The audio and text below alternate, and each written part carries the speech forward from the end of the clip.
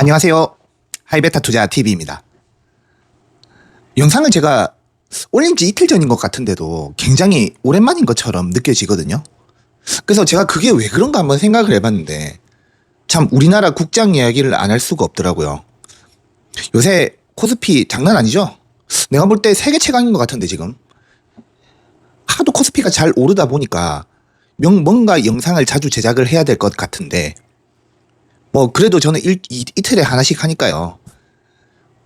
이야기거리가 많은데 뭔가 안 하고 있다 보니까 뭔가 오랜만인 것 같은, 찍을 때마다 그런 느낌이 들거든요. 요새 국장 진짜 미쳤죠. 반도체 슈퍼사이클은 뭐 이미 탔는데 야 나는 이 정도까지 올랐는데 더 오를 거라고? 뭐 이런 생각이 좀 있었는데요. 계속 오르네요. 역시 반도체는 수요가 너무 폭발을 하고 있죠. 근데 공급을 할 수 있는 업체, 데이터 센터를 지을 때 알고 보면 제일 중요했던 게 메모리 반도체였던 거예요. 참 우스운 얘기죠. 어찌 보면 쉽게 생각할 수 있는 부분이고 어떻게 보면 엔비디아의 칩만 중요하다고 생각했을 수도 있지 않습니까? 또 우리나라가 주력 산업이요. 이 우리나라의 주력 산업의 기초가 뭐냐면요. 반도체입니다. 그리고 반도체를 기본으로 파생되는 뭐 반도체 관련 기업들도 있고요. 그 다음에 소부장도 굉장히 많죠. 우리나라에는. 그 다음에 반도체를 기본으로 파생되는 어떤 AI 관련 산업들, 이것도 지금 우리나라에서도 태동기에 있죠 지금. 그러니까 국장이 좋을 수밖에 없죠. 그런데 가장 중요한 건 이거라고 생각을 합니다. 일단 시류를 탔죠. 지금 막 활활 타오르는 포모를 탔습니다. 저도 살짝 포모 느끼긴 했었는데요. 저는 그래도 여기 와서 이 강철의 혓바닥으로 이 포모에 굴하지 않겠다, 유혹을 이겨내겠다 라고 여러분께 다짐을 한번 해보도록 하겠습니다. 뭐 이미 내 손 떠났어요. 이미 기차 떠나다니까. 여기서 막 올라타고 이러면 오히려 내 자금의 리스크만 키우는 것이다, 이렇게 생각을 합니다. 뭐 저도 뭐 이렇게 주접을 떨고 국장 사고 뭐 그러진 않을 거 아니에요.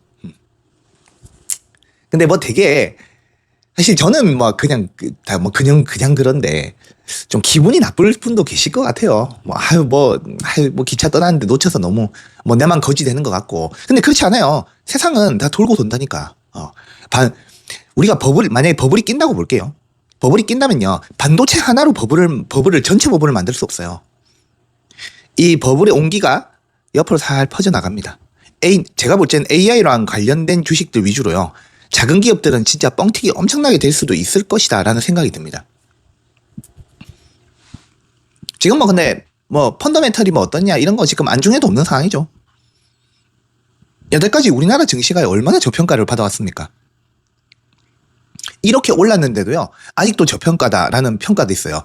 저 있지 않습니까? 인류 최대의 위선자 JP모건 지금 뭐 코스피 2만 간다 뭐 5만 소리 다 하던데 요새. 걔는 그래놓고 뒤에서 팔 거야 아마. 여러분도 그렇게 좀 생각하시지 않습니까?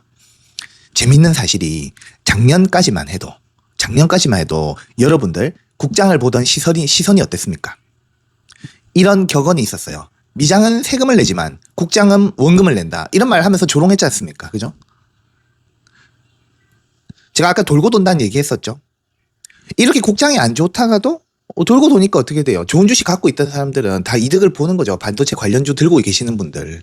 근데 재밌는 건 지금 반도체 관련주 제외하고는 다른 주식은 뭐 썩 재밌진 않습니다. 지금 핵심은요. AI 들어가는 반도체 수요는 폭발하는데 공급은 미친 듯이 과부족한 거니까요. 지금 다른 빅테크들이요. 땡빛을 내서라도요. 반도체 확보에 혈안이 되어 있죠. 진정으로 그렇게 급격하게 많은 반도체가 필요한 걸까 싶기도 해요. 너무 서로 경쟁을 하는 게 아닌가 싶어요.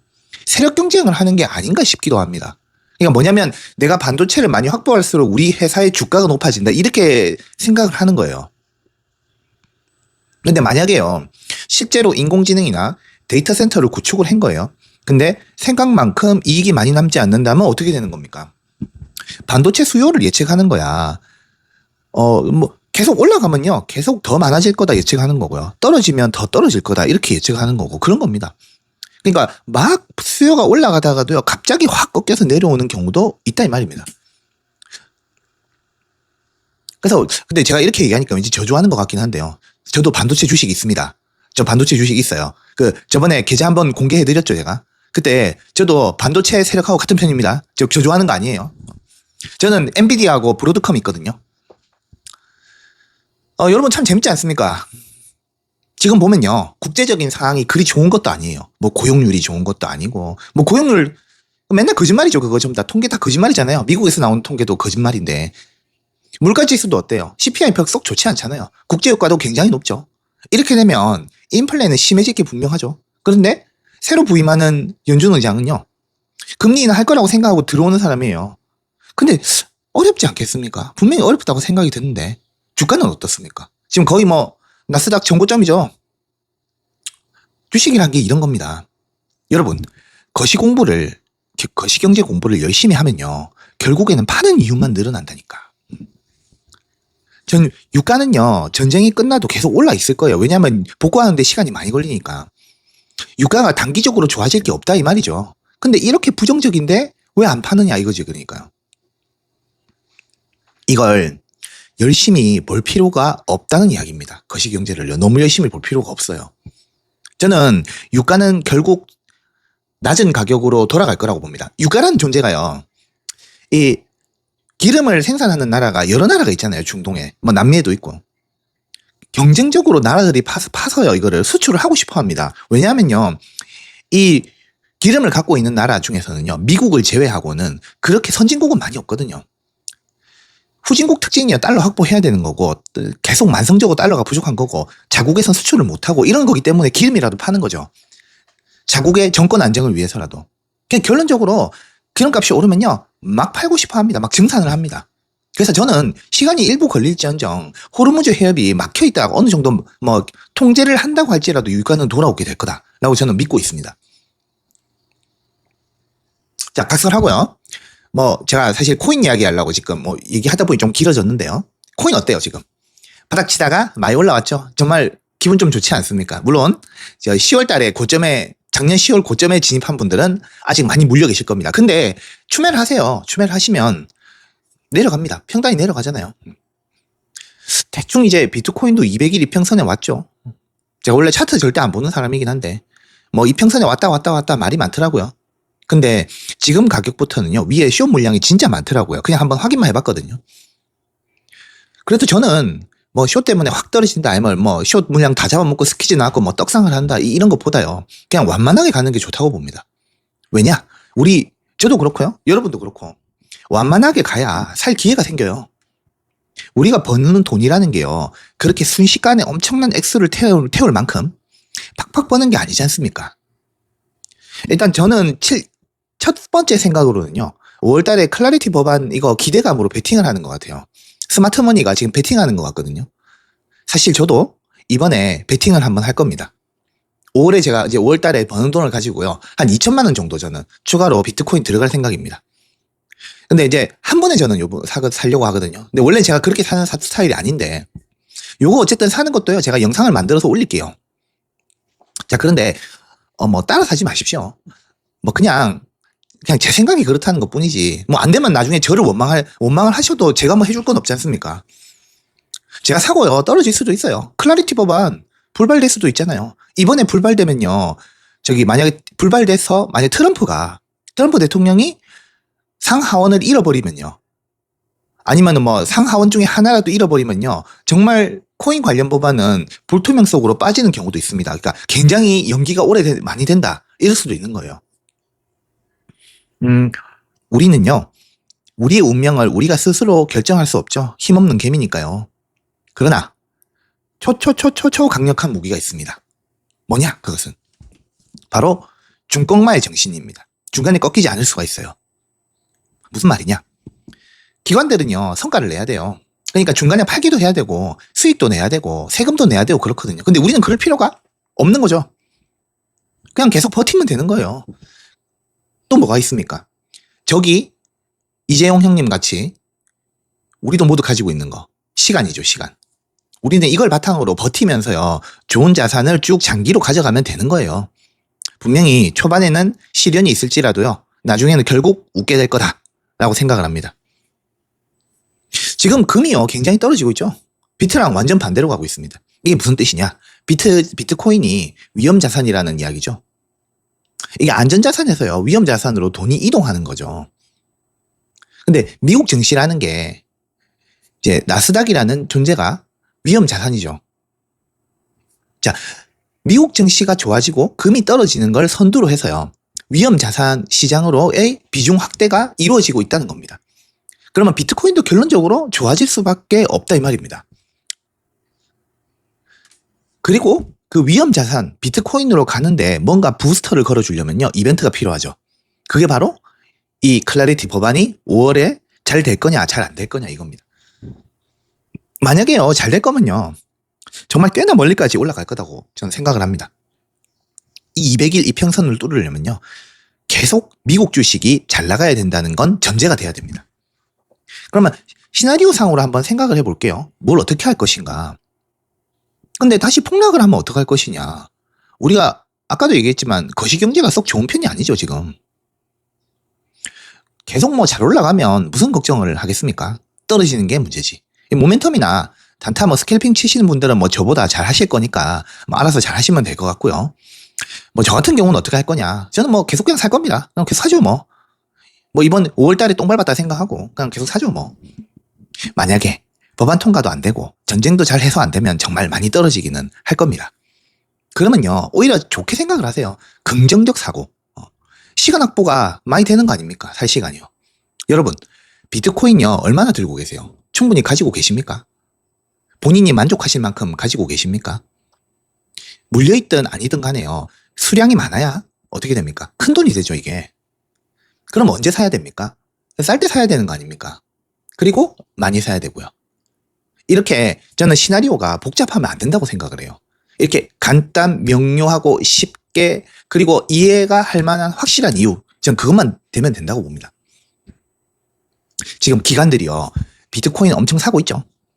그 4월부터 거의 뭐 대행진을 벌이고 있는데요. 지금 5월 시작하고요. 5월 시작하고 3거래일 정도 했거든요. 근데 진짜 순유입이요 미친 퍼포먼스를 보입니다. 분명히 뭔가 이유가 있을 텐데 지금 5월 5일까지 있잖아요. 5월 초반에 거의 16억 달러를 샀습니다. 이게 얼마나 엄청난 수치인지요. 진짜 거의 4월 합친 것만큼 샀을걸요. 3일 동안에. 근데 왜 그런 걸까? 아까도 얘기했지만 스마트머니라고 말씀을 드렸죠. 미리 베팅을 한 거다. 제가 원래 이제 뭐 예를 들어 뭐 2천만 원이 있다고 하면 100만 원씩 20번 나눠서 사거든요. 저는. 근데 이번에는 저는 좀 다른 생각을 하고 있긴 합니다. 제가 이제 밑에 비트코인 제가 얼마나 들고 있는지 이렇게 띄워주지 않습니까? 지금도 저번 제가 비트코인 영상에 비하면 올라가 있거든요. 개수가. 저는 이런 식으로 계속 삽니다. 저는. 근데 좀 단순하게 한번 생각을 해봤을 때 만약에 안 됐다고 칠게요. 진짜 안 좋았다 칠게요. 되게. 안 좋아져서 진짜 뭐 6만 5천 달러까지 다시 떨어졌다고 할게요. 그러면은 뭐 제가 8만 달러에 샀으니까 한 13%, 15%? 이 정도 아닙니까? 그죠? 뭐 이게 떨어진 겁니까? 코인 하면서. 거의 뭐 비일비재한 거 아닙니까? 근데 저 따라 사지 마시고요. 한번 생각한 대로 생각을 한번 해보십시오. 비트코인에 대한 여러분의 견해는 어떤 것인가? 댓글로 남겨주셔도 괜찮습니다. 이게 어떤 이야기냐면 상당히 근원적인 이야기입니다. 비트코인을 어떻게 생각하시느냐. 제가 비트코인 이야기하면 제가 유튜버들 얘기하면서 제가 비판을 많이 했거든요. 유튜버들 다 차트 펴놓고 하잖아요. 그죠? 유튜버들 보면 참 오락가락만 하는 말 많이 합니다. 되게 이래요. 욕먹을까봐 요지는 이래요. 뭐 오를 수도 있고 내릴 수도 있다. 이게 요지입니다. 이게 얼마나 빠져나가기 좋습니까 진짜. 오르는 거 보면요. 야, 거 봐라 내가 오른다고 하지 않았냐. 내리면 어떡해요. 나는 내릴 수도 있다고 말했다. 이렇게 얘기하는 거죠. 이중론법이죠. 그러면서 뭐 너가 보고 싶은 것만 봐서 그렇다 이렇게 얘기를 하지 않습니까? 그죠? 근데 이 사람들 욕할 필요 없어요. 그냥 가격으로 거기 나와서 쇼한다고 생각하시면 됩니다. 정말로 문제가 뭐냐면요. 이 맞출 수 없는 거죠. 이게 어찌 보면. 맞출 수 없는 거를 맞춰보겠다고요. 그것도 생면부지잖아요. 어떤 유튜버. 그 두 번째 유튜버가 뭐라고 그게. 줄 그어주고 선 그어주고 하면 뭐 이걸 신뢰를 하면 또 틀리면 어때요? 보면 욕하고. 이러한 알고리즘을 겪고 있는 자기 자신이 제일 문제입니다. 내 자신에게서 문제를 찾으셔야 돼요. 욕할 필요가 없다 이 말입니다. 솔직히. 아니면 그냥 재미로 보든지 이래 가야죠. 자, 반도체도 사이클이죠. 주가는 원래 사이클이죠. 오를 때도 있고요. 하락장도 있고요. 이런 거 너무 예측하지 마십시오. 어차피 개미가 예측해서 뭐 맞는 경우가 잘 있습니까? 그냥 이 시간에 그거 생각할 시간에 원화채굴 하시는 게 낫습니다. 버는 금액이요. 본인이 뭐 일을 하시는 금액 해서 버는 금액이 본인이 생각하시기에 적다는 생각이 들어서 투자를 해도 별로 표가 안 난다. 이렇게 생각하시는 분들이 있다면요. 코인판에 있지 마시고요. 내가 가진 돈을 이용해서요. 어떻게 원화채굴을 더 잘할 수 있을 것인가 하는 방법을 생각을 한번 해보시는 것도 저는 좋은 투자라고 생각을 해요. 아니면 저는 이건 되게 좋아합니다. 작은 돈이라도요. DCA를 잘할 수 있는 분, 적립식 투자를 꾸준히 잘할 수 있는 분이면요. 결국 나머지 문제는 시간이 해결해 줄 거거든요. 나중에는 큰 성공을 거둘 겁니다, 분명히. 뭐 이런 분은 걱정해 줄 필요 없죠. 그냥 스테이드 코스 하면 되는 거지. 제가 언제 한번 유튜브를 하나 봤는데 그 직업 관련한 영상이었거든요. 근데 무슨 배우를 하시던 분이었어요. 그 참 드라마도 많이 나오셨던 분이시던데 참 생활이 어려웠다 하시더라고요. 내가 하고 싶은 일을 하면 그게 돈이 잘 벌리는 경우도 있지만 정말 배우는 뭐 진짜 1000명 중에 1명 성공하고 이러지 않습니까? 얼마나 생활고에 시달렸을 것이며. 그래서 그분이 이제 그 석공으로 직업을 전환하셨더라고요. 진짜 얼굴도 잘생기셨던데. 역시 연예인은 나이 들어도 잘생겼더라고요. 석공으로 바꾸고 나서요. 한 달에 1000만 원씩 버시더라고요. 뭐 막노동 해라 뭐 그런 이야기는 아니지만 만약에 투자라는 거를 이제 우리가 할 거다 이렇게 얘기하면 자본금도 중요한 부분 아니겠습니까? 그러니까 내가 이 일도 할 수 있고 저 일도 할 수 있어야 된다. 만약에 젊은 분이시라면 뭐 내가 뭐 사실 뚜렷하게 지금 할 게 없고 뭐 젊으신 분이라면 이런 기술 배우는 것도 저는 나쁘지 않다고 생각을 하거든요. 일은 고되지만 일단 결과물을 만들어낼 수 있지 않습니까? 그래서 원화채굴이라고 하는 건 참 처절한 일이긴 한데요. 그래도 투자를 위해서는 또 필수 불가결한 거 아니겠습니까? 예, 뭐 요거는 이제 다른 분들도 생각이 다 다르실 것 같으니까 그냥 제 생각을 말씀드린 거고요. 제가 요번에 코인 사면서요 또 공개를 할 게 하나 있거든요. 그 제가 주목하고 있는 코인 분야가 하나 있는데 이게 바로 RWA 시장입니다.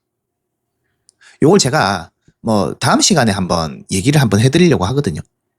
이게 이제 RWA가 이제 그 자산 토큰화라는 건데요. 제가 온도 파이낸스라는 그 코인을 사서 모으고 있는 중이거든요. 물론 액수 얼마 안 됩니다. 그리고 여러분께 사라고 권하는 거 아닙니다. 근데 이제 RWA라는 걸 한번 소개를 한번 해드리고자 하거든요. 뭐 꼭 사라 이런 얘기는 아니지만 코인을 오래 하셨던 분들이면 RWA 잘 아실 거예요. 저는 근데 이 코인이라고 하는 거에 궁극은요. RWA라고 생각합니다. 부동산이나 채권 같은 거를 코인화를 시킬 수 있어야 코인이 우리 생활 가장 말초까지 스며드는 것이다 라고 생각을 합니다. 되게 중요하거든요. 이 금융의 결합이요. 그래서 제가 다음 시간에는요. 이 부분에 대해서 좀 말씀을 한번 드려보고자 합니다. 비트코인 갖고 계시는 분들, 안 파셨던 분들 정말 계속 축하드리고요. 계속 들고 있으면 더 잘 될 거라고 생각을 합니다. 같이 한번 나가보셨으면 좋겠습니다. 이상 하이베타 투자 TV였습니다. 다음 영상에서도 좋은 영상으로 돌아오도록 하겠습니다. 고맙습니다.